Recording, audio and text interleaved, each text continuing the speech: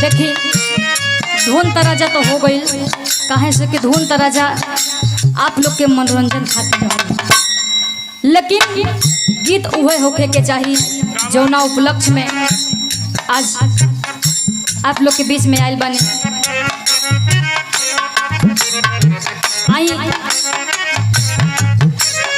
हमारे परम आदरणीय उदय भान शर्मा जी के माता जी इस दुनिया में नहीं रही। हम भगवान भोलेनाथ से विनती करत बानी माता जी की आत्मा को शांति मिले। आई आप लोग के एक गीत के माध्यम से आप लोग के सुनावत बानी कैसे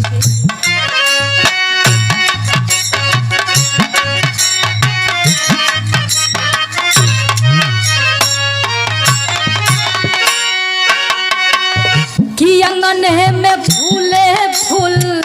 के नवाए नदी,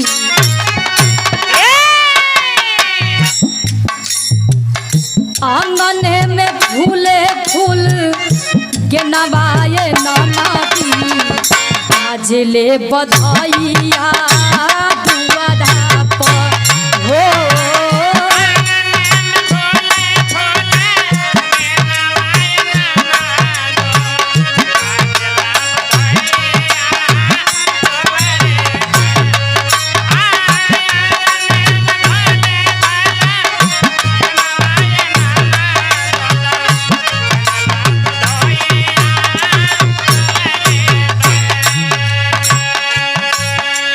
लेकिन यही तक गीत रहल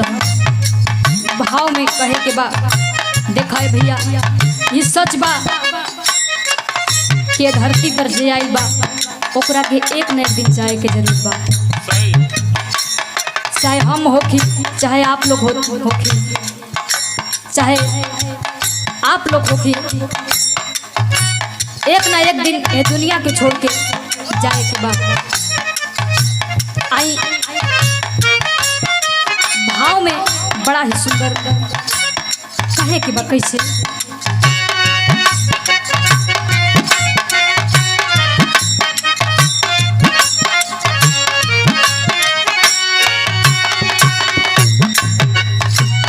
आई जब पिया के खबरिया ये चिरई,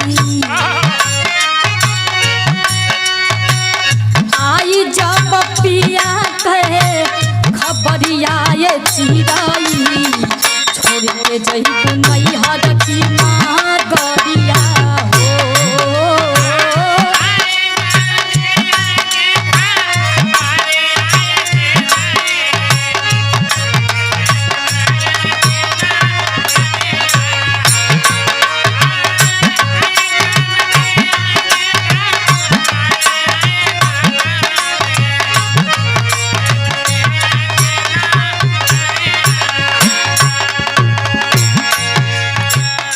आई जब पिया के खबरिया ये चिरई, आई जब पिया के खबरिया ये चिरई, छोड़ के जइबू नैहर की माँ गरिया हो।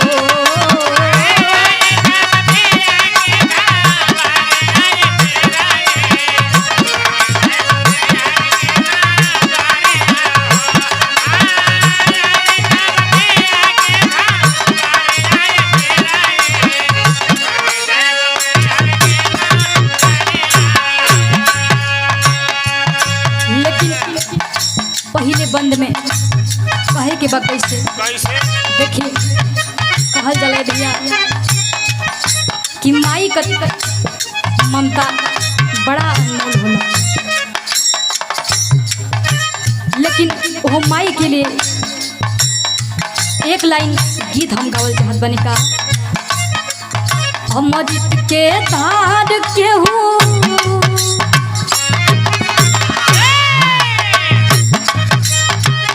अमृत के धार केहू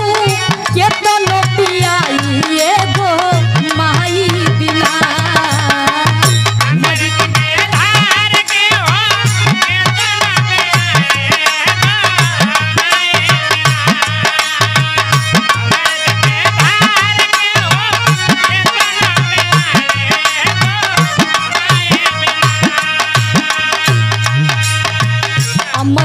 के धार केहू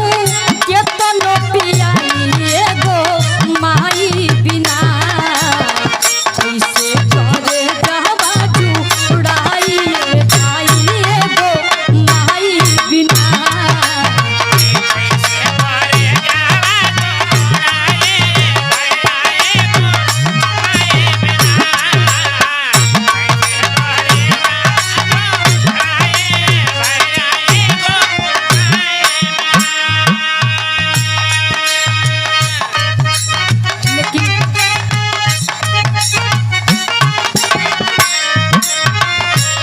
बंद में कहे के भाई भैया जैसे हमारे परम आदरणीय उदय भान शर्मा जी यानी हमारे गुरु जी की माता जी इस दुनिया में नहीं रहेंगे। देखिए भैया उनके दिल पर का बीतत हुई जकर माई भी नहीं थी अब बाबूजी भी नहीं थे। बड़ा दुख का बात बा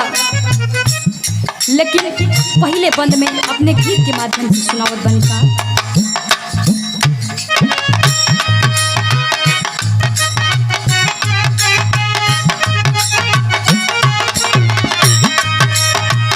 सखिया सले हर मिलके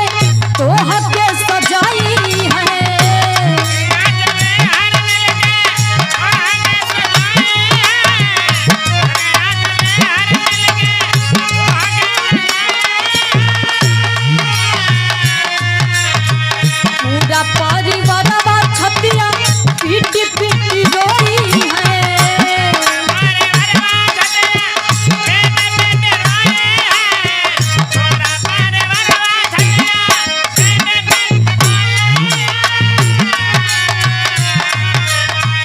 देखिए बाबूजी अगर लड़की का शादी होला तो उनकर सखी सलेहर मिल के सजावे घर के लोग हो समय बड़ा खुश रहेला लेकिन जैसे डोली घर से जाले वैसे ही अगर जैसे मान लीजिए आप लोग केहू के घर की बात करत बानी हमारे परम आदरणीय उदय भान शर्मा जी गुरु जी की माता जी इस दुनिया में नहीं है। उनके दिल पर का बीतत हुई जैसे घर से डोली जाले तब बड़ा खुश होला लेकिन जब एक ठे घर से अर्थी जाले भैया तो कितना दुख होला कितना तकलीफ होला लेकिन वही गीत के माध्यम से आप लोग की सुनावत बन कैसे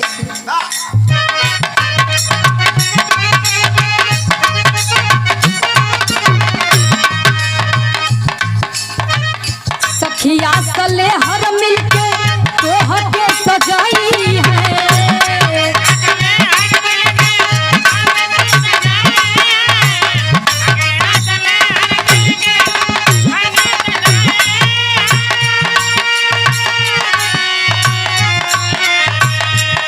बारी बरवा छतिया पीटी पीटी रोई है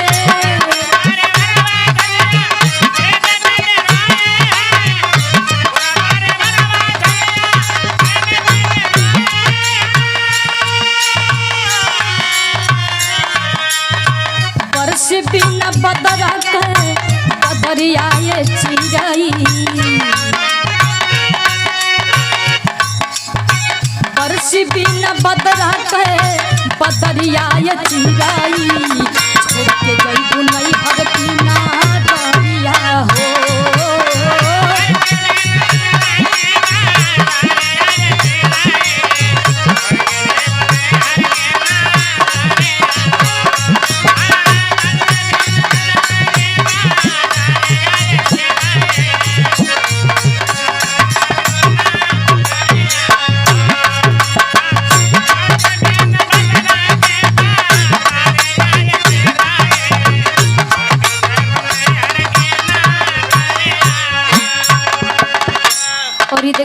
परम आदरणीय हमारे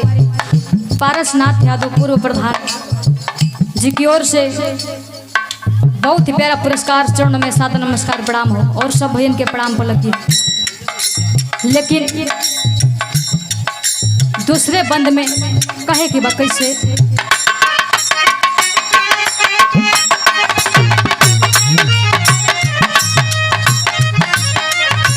छूटी गई है माई बाबू भाई भौजाई,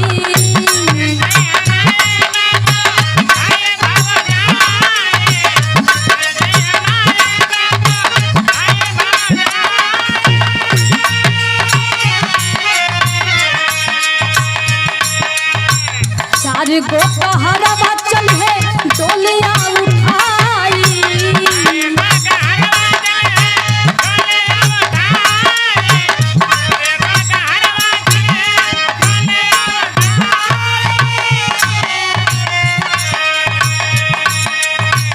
घेरली है सबही नजरिया ये चिराई, घेरली है सबही नजरिया ये चिराई, छोड़ के जइबू नैहर की नागरिया हो।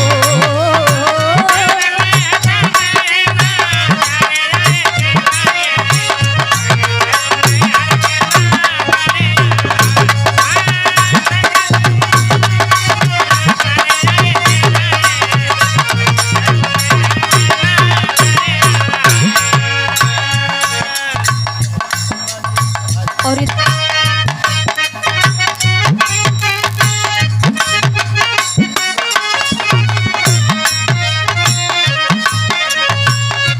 जइबू बलम के घरे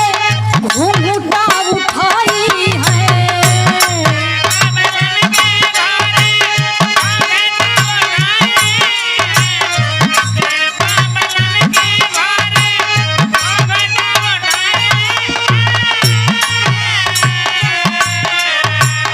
करनी पतो हरे राजा मुमरी बरसाई है,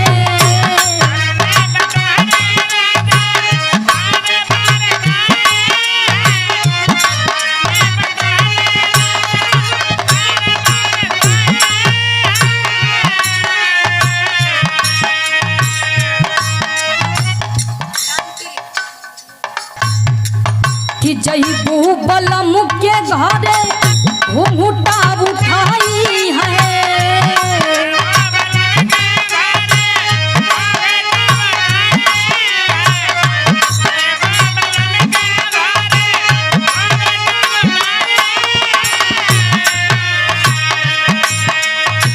कि करनी पतो हरे राजा मुंगरी बरसाई है,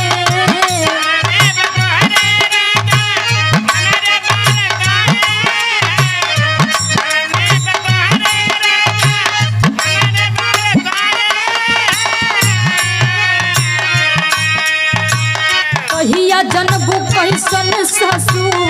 रजिया ये चिराई, कहिया जनबू कैसन ससुर रजिया ये चिराई,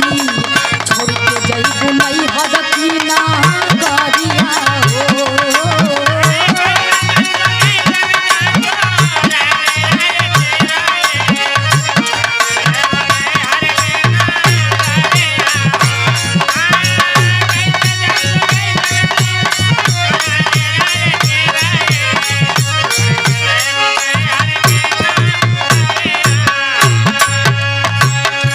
लेकिन गीत के आखिरी लाइन बा कैसे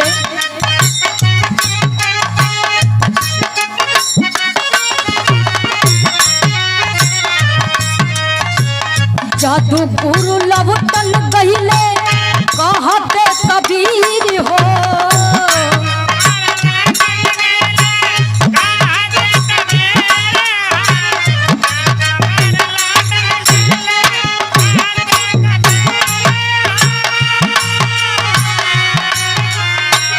राजा रंग फकीर जय है बाधल जन जीर हो,